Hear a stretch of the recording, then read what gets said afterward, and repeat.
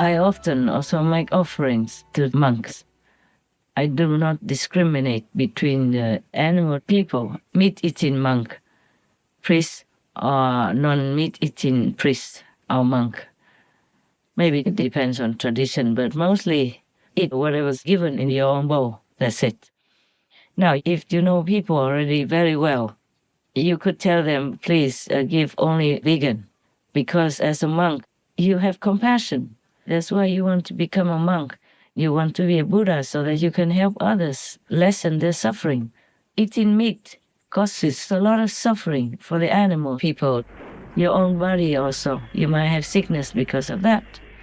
And it's also very harmful for the planet because the methane that is produced unwittingly or wittingly out of animal people rising will warm the planet. And that's why we have climate change now. And that's why we have so many terrible disasters coming, like terrible floods, terrible typhoons, terrible storms, extra more than usual, and not at the expected time. If you like that type of a life and you already been doing this for a long time and you can't change, then maybe that is your destiny to do it. But please choose vegan so that the animal people don't have to suffer for you, even though you don't hear their cry. You don't see them being murdered, but you know where the animal people meat comes from. Do not be too busy to remember this or to study about that. You can look on the internet and films to see how the animal people are tortured all the days of their lives in small little crates that they could not even move in, not to talk about turn around. You can look on our Supreme Master television. We show that sometimes. To my heartache, we have to. In reality, it's even worse than what we see. It's just a little bit, a glimpse on the screen. Because it's a day in, day out for them. It's not just a few seconds fleeting on the screen, but it's day in, day out, all the days of their lives. And they suffer so much, so much, so much. And they are deep in their urine and feces. And how can you even eat that? Eat the suffering and the filth as well. You are a monk, you are a noble being. You aim high. You aim to be a Buddha, the top of all creation. And you eat this filth, and you eat this kind of meat, which causes suffering, untold suffering to all living sentient beings. And you're supposed to deliver them. You're supposed to help them minimize suffering. But eating animal people, meat, will leave you out in the cold. No, I mean in the heat of hell. Excuse me, Your Reverence. I told the truth. I swear to Buddha, I told you the truth. And yeah, I guess you know that. Karma, you know the law of karma. What you sow, so shall you reap. The same in Christianity, the same in other religions. And if you have a chance to go to hell, you will know what I'm talking about.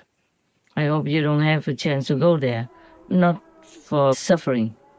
Not to go there to be judged and get the punishment, horrible punishment, but just to visit, if you have been a merit for that. Only people with a pure heart and merit can go to visit hell. Otherwise, the moment you go there, you're doomed, you're finished. You'll be in pain forever. Even just for a few days seems to be forever already, not to talk about there is some forever hell. I'm not saying you definitely have to stop begging, because maybe your country continues that kind of lifestyle, so you have to do it with them. But you have to tell the donor, the offerer, to give you vegan food only, and later they will all know that, and they will give it to you.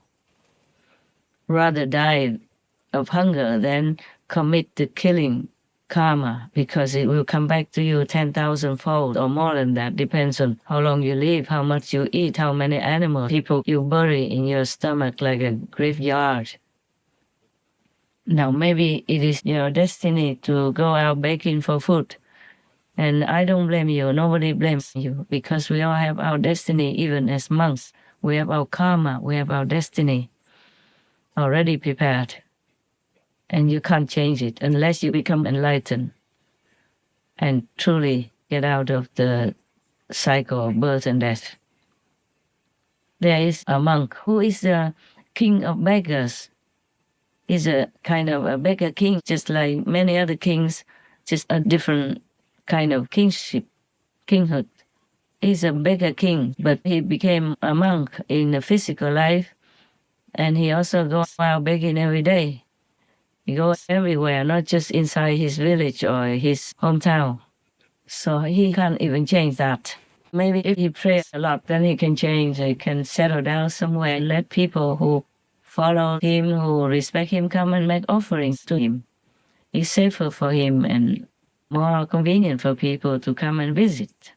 But if you are kind of a beggar king, king of beggars, and then you become a monk, and you go begging for alms, then it's your destiny. But if people mistake your destiny for Buddhahood and crown you as Buddha, then it's no good for you at all. There are many worlds, not just our world. You know that. The world of demons, world of zealous ghosts, world of all kinds. And there is also a world called punishing world. Many dog people are in this world. Many dog people are officials or kings of this world. And the dog people will judge people from their world, who is good, who is bad. They make some judgments, not all the judgments, of course, but according to their power and their position, they can judge humans as well. So, woe to whomever it's dog people. Smith, oh my God, they don't know what's waiting for them. This is one of the worlds. I know that. But of course, not every human knows this world. So they also have a duty to judge humans according to their merit or their sin. And definitely, if you are not friends with dog people, or if you abuse a dog person, or if you eat dog people, oh God, oh God help you. And there are many other words, like the karma word, the war word, the peace word. Each word has a king. And there's another word called crowning word. And that crowning word also has a king. And one monk is supposed to be the beggar king, but also in the physical life, he's a begging monk. And if people, the followers of that religion, maybe Buddhism, for example, if the people, the followers, the faithful of Buddhism, mistake his begging asceticism for high enlightenment or even Buddha attainment, and if that beggar monk does not correct that, and even inside his heart feels proud, feels happy, feels good, because people worship him and offer him things, praise him and treat him like a Buddha, and he's happy with all that, then he will be in trouble, because the crowning world will not like that. They will not accept that. This is the thing that many monks do not understand. And because if the karma, the destiny of that monk has not finished, and people already say he's a Buddha and all that by mistake, or just by too much belief in the teachings of the Buddha, and too longing, too thirsty to see some holiness in some monk. But they should know that holiness doesn't mean asceticism. Asceticism may help a little. It depends also.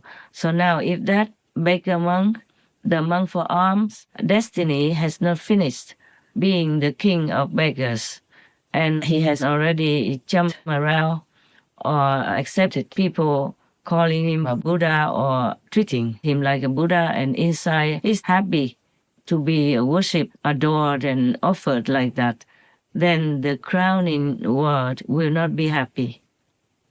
They might make a lot of trouble or obstruct him in becoming a Buddha later, even if he aspires to, because each one in our world has a duty to do something.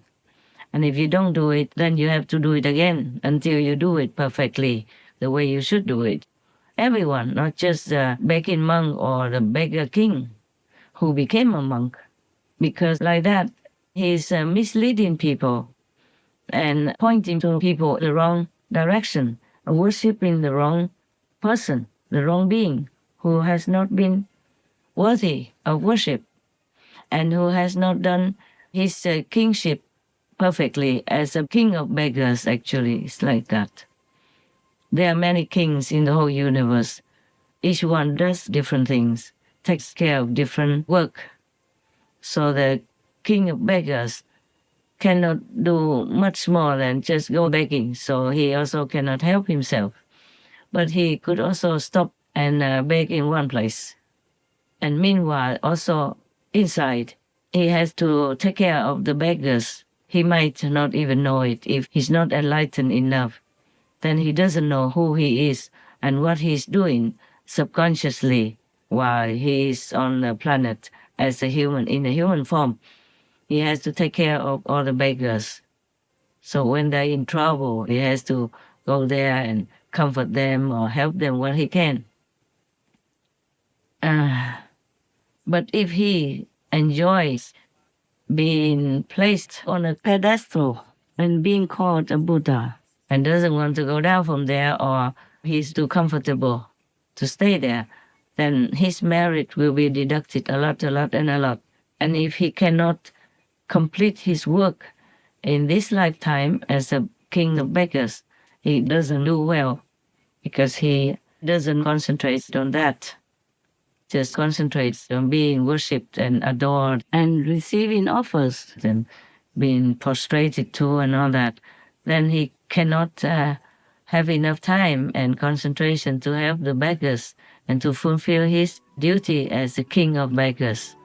The next lifetime, if he's lucky, he has to continue to be the king of beggars again until he does it perfectly.